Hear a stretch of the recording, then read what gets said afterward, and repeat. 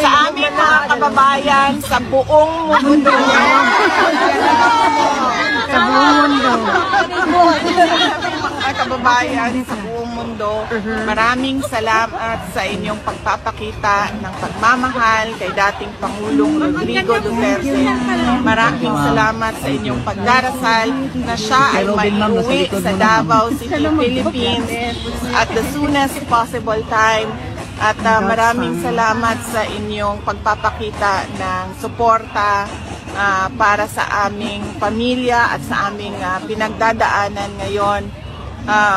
Patuloy nating mahalin ang ating bayan, patuloy nating ipaglaban ang tamang governance sa ating bayan. At kayo ay mag-ingat kung saan man kayo naparte sa mundo at lagi kayong magdasal. May God bless you. Thank you. Walang bayad dito!